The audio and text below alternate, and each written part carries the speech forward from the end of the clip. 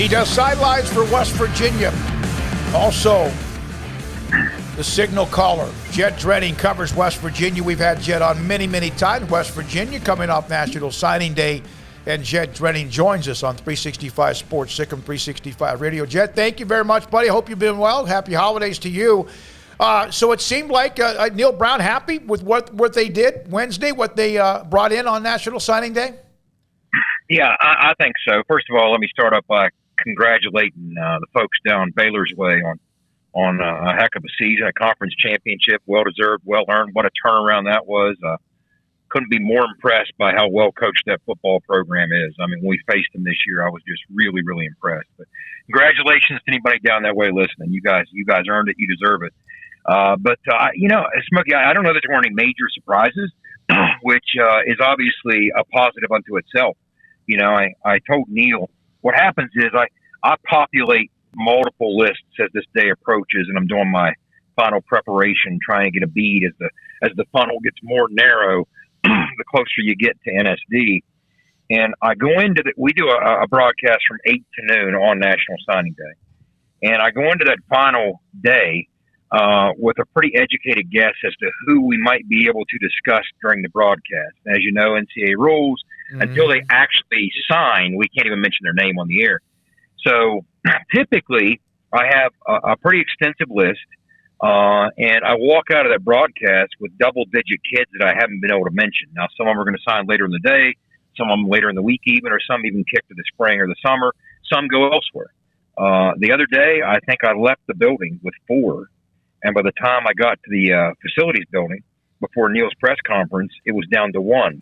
So the batting average was exceptional.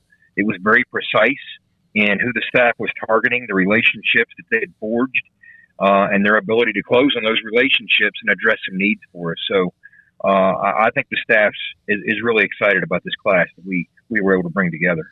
Who was the biggest get for them in this period of transfers and recruiting? Was it any of those 3 4-stars that they got, or was it Lynn J. Dixon? You know, it's difficult to say. Of course, in a quarterback-centric game, you're always going to want to start with a quarterback, right? And when you have potentially a difference-making quarterback coming into the fold in Nico Marchiol, that's going to draw a lot of attention and garner a lot of headlines. So you'd be remiss to not spend extensive time talking about him. He's a complete player. He checks all the boxes, incredible arm talent, comes from a great program out there in Hamilton, Arizona, has been well coached. What a fierce competitor, as tough as nails, the smartest guy on the field. So he comes into a quarterback room that I think is going to be very interesting and very competitive in the spring. So I think it would all start with that. But, you talk about the 4-stars and you talk about some of the others on the transfer front. Lynn J., we're going to lose Letty Brown, okay? So the veteran presence and the production that Letty had attached to that is going to be gone. So there's a void created. Now we have some other guys in that room that can produce and have some potential, but Lynn J. Dixon is a guy that brings a different level of experience and obviously a championship pedigree with him. So he could be a difference maker. But when you look at the 4-stars, depending on who ranked who, I mean, we even had another kid that elevated to a 4-star in some rankings, in the 11th hour, and that was the Lee Koopa kid, the JC linebacker from East Mississippi. So I think all of those kids, from the top down, when you look at those kids that did garner the 4-stars, I think they all did so for a reason, whether it was Spells, the corner. I think he's potentially a plug-and-play style kid. Of course, comes from American Heritage. We all know how well coached that program is. Patrick Surtain, former NFL DB. There's 4 or 5 former NFL coaches that populate that staff. So from a technical standpoint, those kids come to college at a really advanced point. And they've been very well coached, and they're pretty good technicians. So I think that plays into it. The Lathan kid, from a versatility standpoint, Travius Lathan, the linebacker from Galler Prep, I think he's a kid that could really play. When you listen to Jordan Leslie, our deep coordinator, potentially as many as 4 different spots in our defense. Conceptually, I mean, you could plug and play him on the back end, a couple safety spots, a couple different linebacker spots. So that kind of versatility is going to serve you well with modern defenses.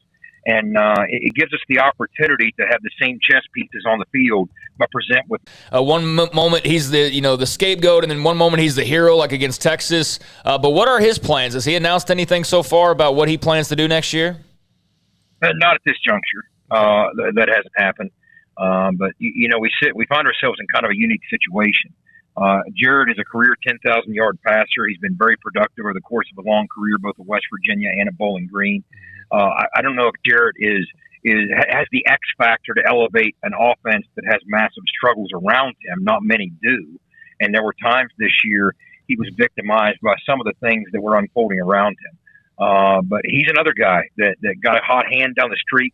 We found ourselves with our backs against the wall at the midway point, sitting there at 2-4, recognizing that we had to win 4 of our final 6 against pretty stiff competition to become bowl eligible. And in large measure, Jarrett's the guy who spearheaded that effort. So it wouldn't disappoint me at all, if he exercises the option to come back. Because when you look at what we start the season with next year, we're not one of these schools that schedules soft to start the season before conference play. I mean, we open the season on the road at ACC champion Pitt. A couple weeks later, we're on the road in Blacksburg at Virginia Tech. So it wouldn't hurt us to have some battle-tested veterans at some key spots to try and face those top-tier programs that we get right out of the gate. We don't get to knock the rust off and work some things out in our non-league schedule. So you better be ready. And again, I would have to think that a veteran like Jared would help us do that as you're trying to work some young guys in behind him with that competition that's going to be in that room. We just don't know. And maybe the performance, what plays out in the bowl game against Minnesota, has a factor or plays a role there. He hasn't said one way or the other, but that is on the table. All right, we have a ton, Jed, of West Virginia fans that started to kind of follow us a little bit as far as our show live or podcast when all hell broke loose in late July.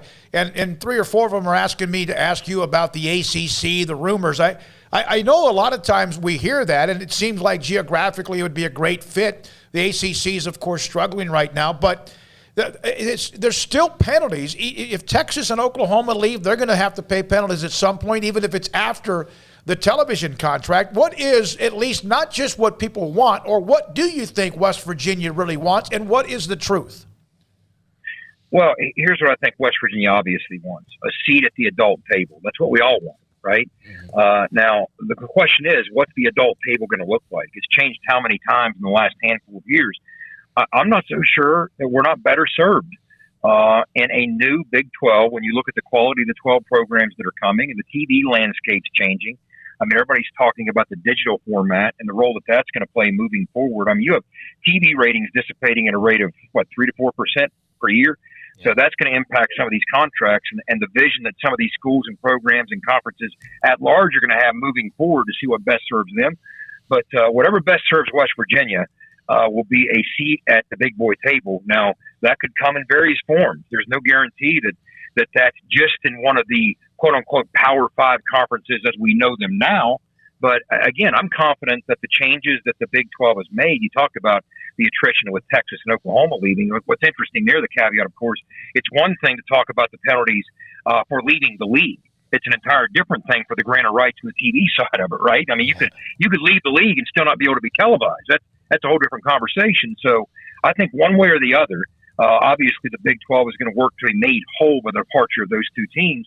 And when you look at the quality of the programs from the UCF to BYU to Houston to Cincinnati, I mean, stop and look at this. We had of the teams that would be in the new Big 12, one of them is in the playoff in Cincinnati, and the other one probably nearly was in Oklahoma State, if not getting knocked off by Baylor. So that's a pretty good starting point for quality football moving forward. And I mean, I'm not one of these guys that's firmly convinced either way that jumping to one of these other leagues, even if the opportunity present itself, would be our best option. I mean, I think maybe solidarity is the key. See to this. I mean, the landscape's shifting under our feet by the day, right? I mean, I'd be lying if I told you I could forecast what's going to happen. Nobody can. But there's so many moving parts.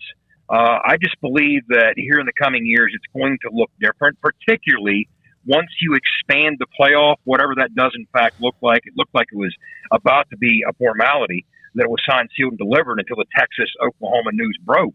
And then, of course, everybody pumped the brakes on that for various reasons, tied to that to some extent. But I think once you expand the playoff, if you're going to include more programs and give more programs opportunities, much less more conference champions, I think you can kind of view that with a different perspective than maybe in the recent past you have with a 4-team CFP.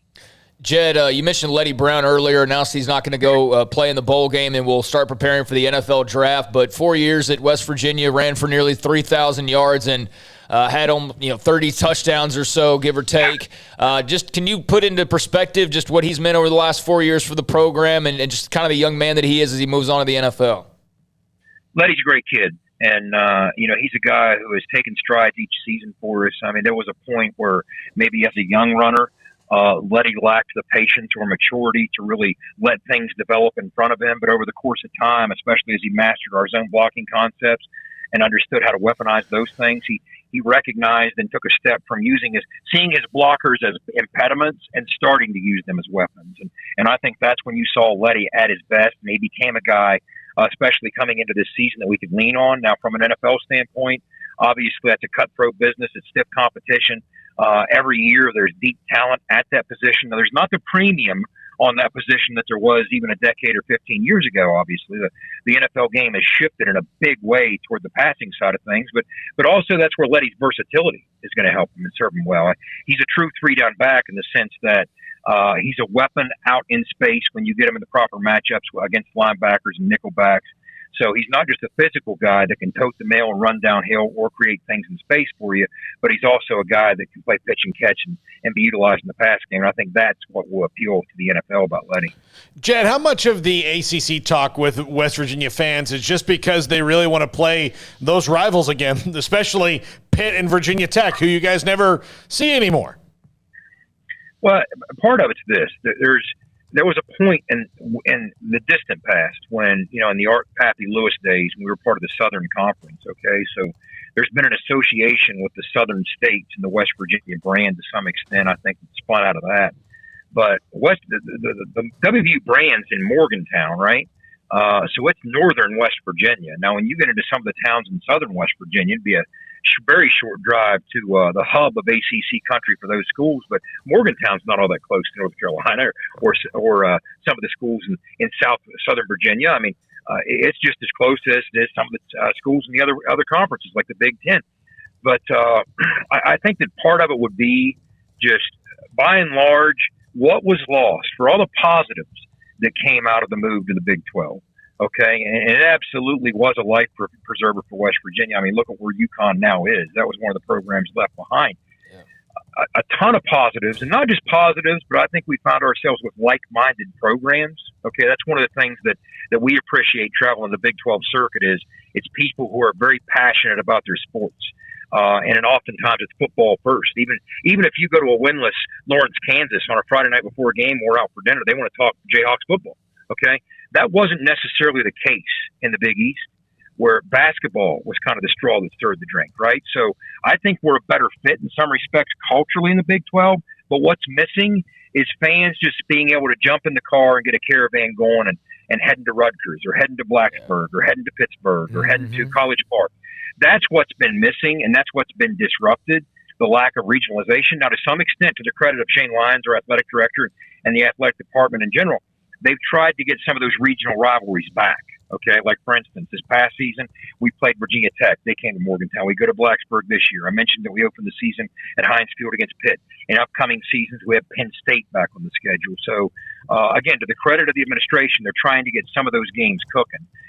But it's not part of the conference structure like it once was with some of these games. And that's what's been missing. So I think you're right. When some fans talk about conferences like the ACC, that's kind of what they have in mind. I mean, look at who's populating the ACC. It's some of our old Big East members and otherwise, right? Your Virginia Tech, your Pitt, your Boston Colleges, your Miami. So it's programs that we're familiar with and we have a history with.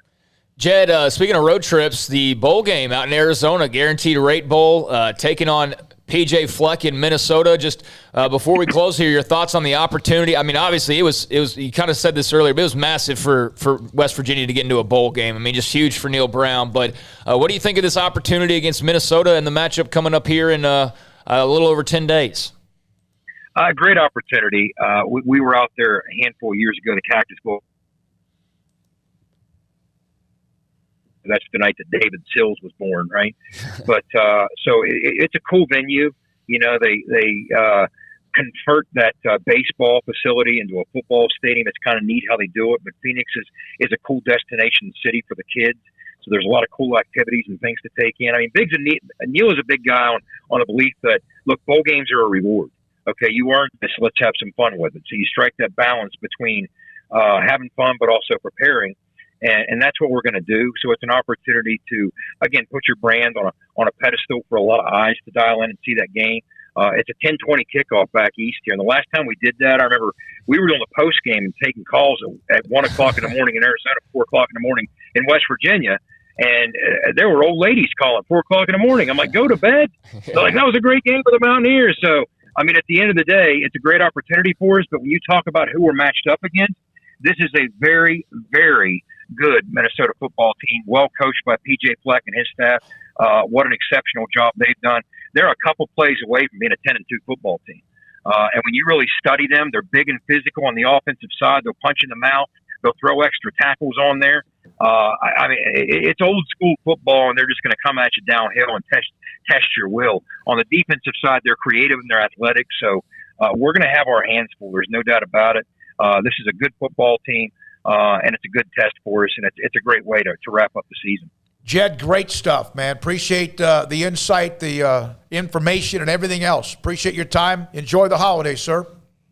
Absolutely. Happy holidays to you guys, too. Jed Drenning, sideline reporter for West Virginia, also the signal caller as well. He does a lot of the previews. He sends them to me. I get text all the time. And we'll get him on eventually. We'll discuss West Virginia and Huggy Bear and their 9-1 start as well in men's basketball. Yeah, haven't quite flipped the page entirely on football just yet. Yeah. Still got this month, and as we know, it's like the NFL now. The college football news cycle never stops. But yeah, West Virginia with Markiel, that'll be interesting because obviously we've touched on it so many times, the quarterback position there. So if Daggy comes back, I actually think that would be good. Although I can also see why some West Virginia fans would cringe at the idea. I'm curious to know kind of where Garrett Green is in his development, but having Markiel come in, at least that's a name. That's a guy who's highly rated and will provide some competition. So that's going to be good. That's going to be good for that quarterback room. When we come back,